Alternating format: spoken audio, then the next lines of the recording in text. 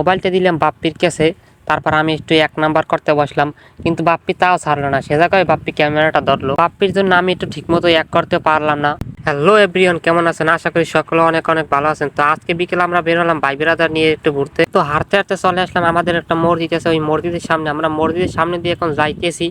আমরা কিছুক্ষণ সামনে যাবো। কিছুক্ষণ সামনে গেলে আমাদের একটা নির্দিষ্ট জায়গা আছে, যে জায়গাটা আমরা বসে আড্ডা দিই। প্রতিদিন বিকাল হলে আমরা সকল ভাই ব্রাদার মিলে ও জায়গায় আড্ডা দিই। তো এতদিন অনেক বৃষ্টি ছিল, বৃষ্টির কারণে আমরা ভাই ব্রাদার একসাথে হতে পারিনি এবং একসাথে আড্ডা দিতে পারিনি।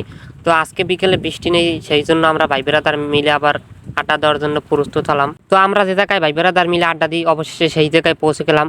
আইসে দেখি শাহিন আর আব্দুল্লাহ সেই জায়গায় বসে আছে। হঠাৎ করে দেখলাম শাহিন একটি অসাধারণ ছাড় দিয়েছে। তো শাহিনের ছাড় দেখে সকল ভাই ব্রাদার শাহিনকে নিয়ে একটু হাসাহাসি করতে লাগলো।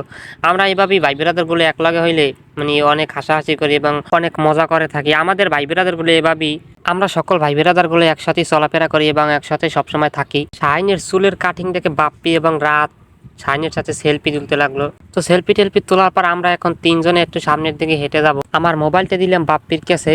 তারপর আমি একটু ১ নাম্বার করতে বসলাম, কিন্তু বাপ্পি তাও ছাড়লো না। সে জায়গায় বাপ্পি ক্যামেরাটা ধরলো। বাপ্পির জন্য আমি একটু ঠিকমতো ১ করতে পারলাম না। আমার ১ করা শেষ হয়ে গেল। তারপর আসলাম একটি বট গাছের নিচে। বট গাছের দ্বারা আইসে জাহিদুলের আমি একটি বাজি নিলাম, যে এই বাজিতে হারবে সে আজকে সন্ধ্যার পরে আমাদেরকে খাওয়াইবে। রেফারি বাঁশি সিটি দেওয়ার আগে জাহিদুল গাছে ওঠা শুরু করে দিল এবং জাহিদুল গাছের মাথায় উঠে গেল, কিন্তু আমি গাছের গোড়ায়। আজকে মনে হয় আমার একটা দুর্ভাগ্য, কারণ আজকে সন্ধ্যার পরে আমার সকল ভাই বেরাদারকে আমার খাওয়ান লাগবে। আমি ছোটকালইতে তেমন গাছে উঠতে পারি না, কিন্তু আবার ধরলাম একটা বাজি।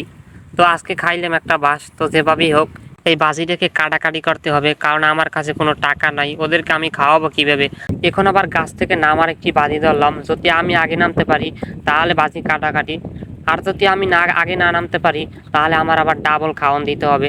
তো গাছ থেকে নামার পালা, কিন্তু এবার আমি আগে নামবই যেভাবেই হোক। আমি গাছ থেকে নামা শুরু করলাম, কিন্তু আমার এই জায়গা দিয়ে আমি প্রায় নেমে গেলাম গাছ থেকে, কিন্তু জাহিদুল এখন আবার গাছের মাথায়।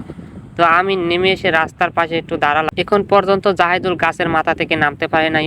সবাই গাছ থেকে নামার প্রস্তুত নিচ্ছে এবং গাছ থেকে আস্তে আস্তে ঝুলে ঝুলে বান্দরের মতো ঝুলতে আছে এবং ঝুলে ঝুলে নামতে আছে। কিন্তু বান্দরের মতো ঝুললেও কাজ হবে না, কারণ আমি এবার আগে নেমে গেছি এবং বাজি কাটা। তো গাইস, এতক্ষণ আমরা কোনো বাজি ধরেই নেই, এতক্ষণ আমরা একটা ফান করতেছিলাম। তো বিকেলে ঘোরার শেষ প্রান্তে এখন বাপ্পি ছবি তুলবে, কিন্তু বাপ্পি গেট আপ নিতে যাইয়ে দেখে এখানে গরুতে হেগে দিয়েছে। বাপ্পির ছবি তোলা শেষ, এখন জাহিদুলের পালা। জাহিদুল কিন্তু উড়োদুরো গেট আপ নিতে আছে এবং বাপ্পি একটি ক্যামেরাম্যানের মতো ক্লিক করতে আছে। জাহিদুলের ছবি তোলার পরে এখন আমার ছবি তোলার পালা। এখন আমি ছবি তুলতে আছি, কিন্তু নায়ক ভাব, নায়িকার অভাব। তো আমি ছবি তুলতে আছি, এ জায়গায় বাপ্পি ক্লিক করতে আছে। ছবি টবি তোলার পর আমাদের আর এক ভাই বেড়াদার চলে আসলো, রাব্বি। সে সবসময় মেয়েদের নিয়ে থাকে। ভিডিও লাস্ট মুহূর্তে আরো একজন চলে এলো, জনি, আমাদের একজন বড় ভাই বেড়াদার। তো তার সাথে একটু বাপ্পি এখন যাই একটু মজা করবে। তো গাইস, আজকের ভিডিও আমরা এখানে শেষ করতে যাচ্ছি। সবাই ভালো থাকবেন এবং আমাদের সকল ভাই বেড়াদারের জন্য আপনারা সকলে দোয়া করবেন। আল্লাহ হাফেজ।